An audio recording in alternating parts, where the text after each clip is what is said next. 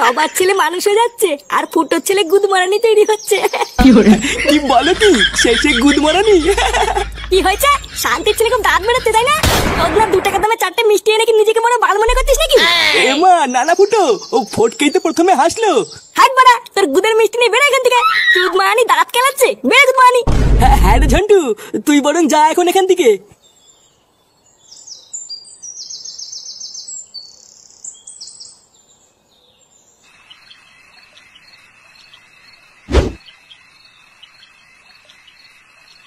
দাদু, ও দাদু, দাদু গো, ও দাদু। কি হলো বলা? টুডনাগুলো গেল কোথায়?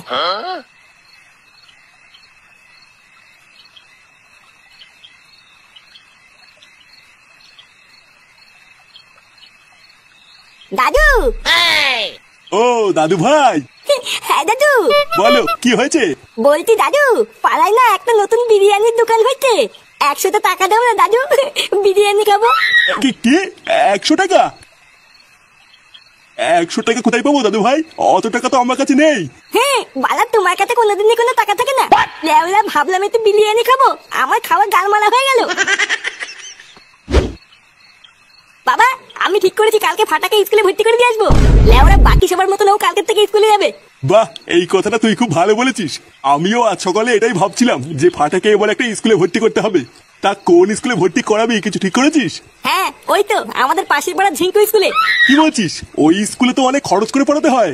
ও লেওরা খরচ করতে হলে হবে। ভূতের বেলা আমি এবার সবাইকে দেখিয়ে দেবো যে আমার ছেলে মানুষের মতন মানুষ হবে।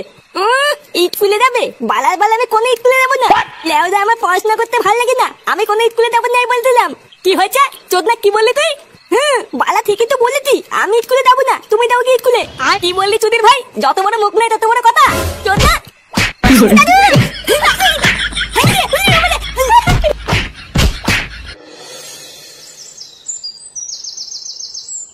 তাড়াতাড়ি রেডি হয়ে নে ফাটা, না হলে কিন্তু এবার কপালে কষ্ট আছে।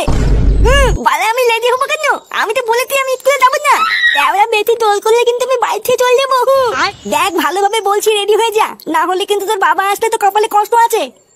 বৌমা, বাচ্চা ছেলে কিছু বোঝে না, ও কইভাবে বললে কেউ বুঝবে নাকি?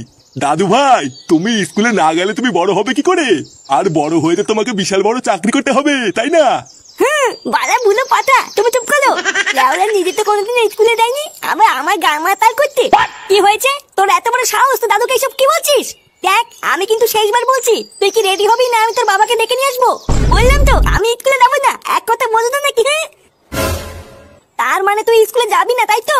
না না না, আমি বললাম তো আমি স্কুলে যাবো না।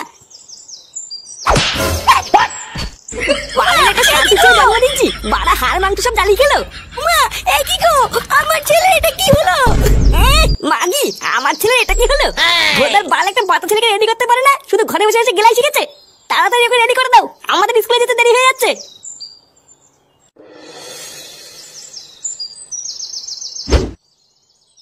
থেকে থেকে আর সময় পেলেন না, একেবারে পুজোর মুখেই নিয়ে এলেন।